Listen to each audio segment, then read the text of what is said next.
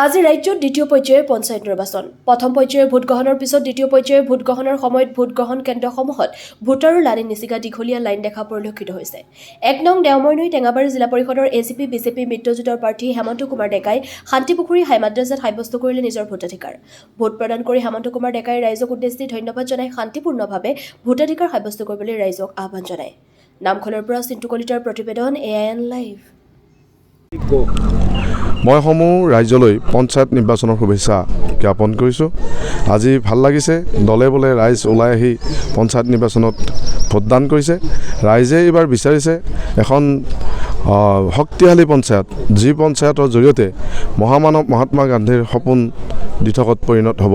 এখন ৰাম ৰাজ্য প্ৰতিষ্ঠা কৰাৰ যি সপোন মহামানৱ মহাত্মা গান্ধীয়ে দেখিছিল, সেই সপোন বাস্তৱত ৰূপায়িত কৰিবৰ কাৰণে মানুহে দুৰ্বাৰ আশা আকাংক্ষা বুকুত বান্ধি আহিছে।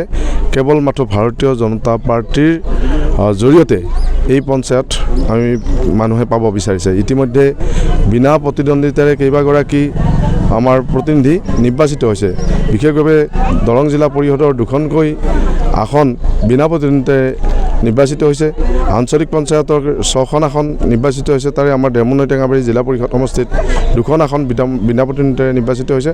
আৰু মই আশা ৰাখোঁ আমাৰ দৰং জিলা পৰিষদ ভাৰতীয় জনতা পাৰ্টীৰ নেতৃত্বাধীন হ'ব। আমাৰ চিপাঝাৰ আঞ্চলিক পঞ্চায়ত ভাৰতীয় জনতা পাৰ্টীৰ নেতৃত্বাধীন হ'ব। আৰু আমাৰ সকলো গাঁও পঞ্চায়ত সভাপতি সহ আমাৰ সকলোবিলাক আমাৰ ভাৰতীয় জনতা পাৰ্টীৰ হ'ব।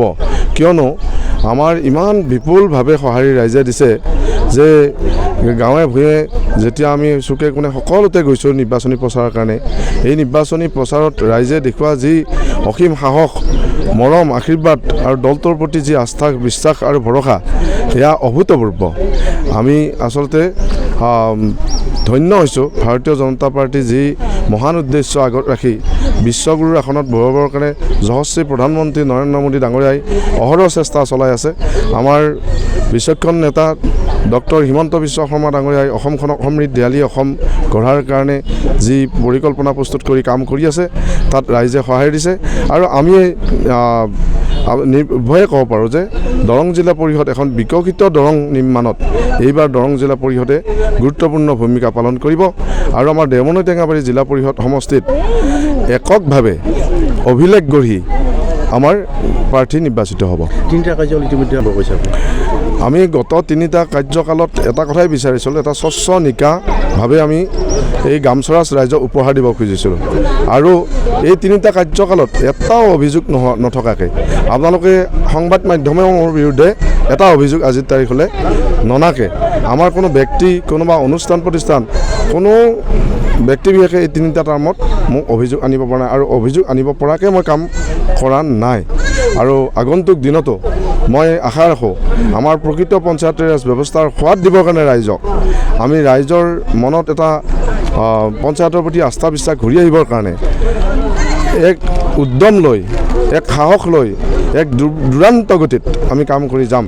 গোটেই দৰঙক এখন বিকশিত দৰং কৰাৰ কাৰণে আমি পণ লৈছোঁ। আৰু সেইমতে আমি ভাৰতীয় জনতা পাৰ্টীৰ নীতি আদৰ্শে সংস্কাৰিত মনোভাৱেৰে আমি এই পঞ্চায়তী ৰাজ ব্যৱস্থাক শক্তিশালী কৰিম। শুভ সংবাদ, ৰাইজৰ আশীৰ্বাদত শীঘ্ৰে ছেটেলাইট চেনেললৈ ৰূপান্তৰ ঘটিব AIN লাইভ। মুক্ত কণ্ঠ আমাৰ লক্ষ্য। যিকোনো খবৰ আৰু বিজ্ঞাপনৰ বাবে যোগাযোগ কৰক 7896121996, লগতে 7002537271।